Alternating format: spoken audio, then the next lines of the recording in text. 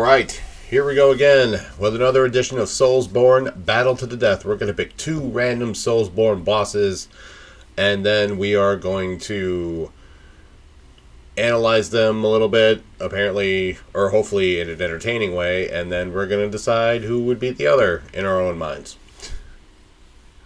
That is what we do around here. So, contestant number one in the red corner is the Elden Beast from Elden Ring, the final boss. I mean, what can be said about the Elden Beast? He's tough. He's tough, but I think the toughest part about him is that he flies all over the stage and you can't get to him, you know? If you got long-range weaponry, then you probably have a easier shot, but he's tough. I mean, there's no, you know, argument against the fact that he's tough. At least not that I've heard, anyway. All right, let's take this wheel for another spin. We are going to see who is going to be facing the Elden Beast in Mortal Kombat. Actually, that's a completely different game. But we're going to see who is going to face the Elden Beast, and it is going to be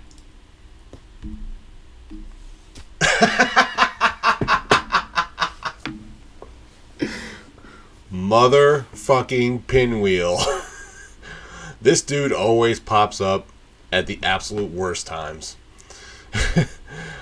Oh my god.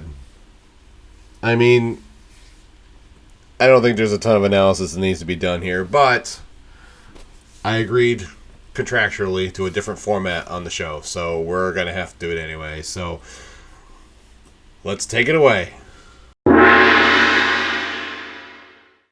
So, the Elden Beast is a literal god, okay? The Greater Will sent a golden star with a beast in it down to Earth, or down to the lands between, and that beast literally became the Elden Ring. I know this doesn't make any sense, but stick with me, because I love Miyazaki, but the stuff makes no sense. It just doesn't. Miyazaki is a god, alright? I love him, but it just doesn't. It's not supposed to make any sense. And then one day America decided, fuck it, I'm going to shatter this ring for no particular reason. And that started the shattering and the war that came afterward and led to her imprisonment inside the Erd Tree. And then when you finally get inside the Erd Tree at the end of the game, sorry, spoilers ahead for anyone that doesn't know or whatever. But you fight Radagon, you beat Radagon, and then the Elden emerges out of Radagon or the tree or something.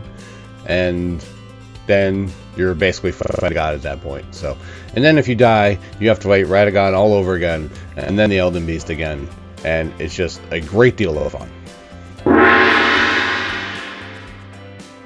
Pinwheel, on the other hand, is a necromancer and a pyromancer who is trying to gain more power by stealing Gravelord Nito's right of kindling or something like that, and yeah, he's trying to increase his power that way. He is somehow composed of a father, a mother, and a child. Like, it's an amalgamation of all of them. And I don't... You know what? It doesn't even matter. It doesn't matter. I can't do it. I can't do it. Oh, I can't do it. This whole thing is a farce. It's ridiculous. It's stupid. Just move on to the next part. Look, this is a whole bunch of bullshit, okay? And there's no need to go through all of it. 85 times out of 10, the Elden Beast wipes his ass with Pinwheel. And that's all there is to it.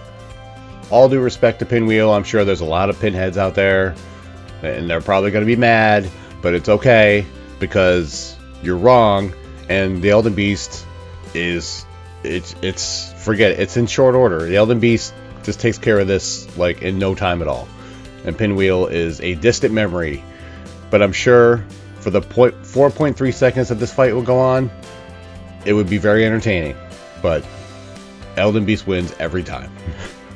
But that is just my opinion. Feel free to leave yours in the comments. Thank you so much for watching this video. Leave a like, subscribe, notifications, and all that stuff.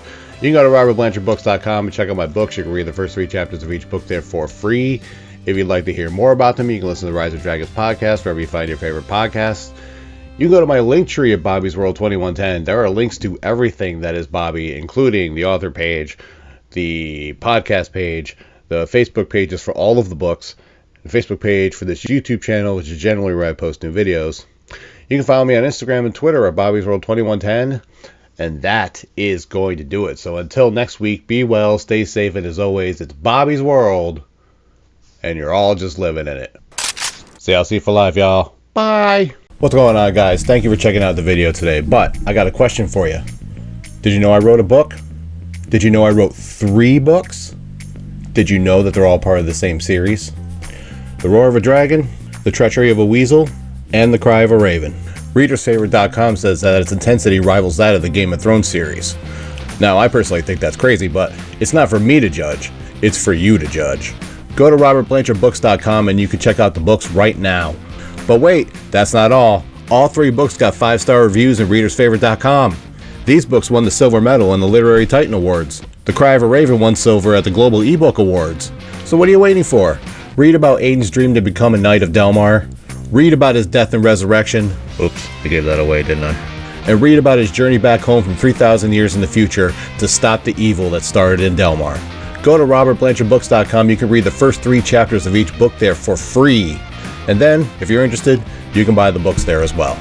And if you've already read the books or you just want to hear more about them, you can check out the Rise of Dragons podcast. You can listen to it wherever you listen to your favorite podcast. And in every episode, I cover a character from the book, an event from the book, my journey into writing, and everything in between. Ripley, what do you got to say about all this? Give me a treat or I will end you. You know she's telling you to check out the books. Go to robertblanchardbooks.com to check out the books or listen to the Rise of Dragons podcast if you want to hear about them. That's all I got to say, and thank you for watching this video.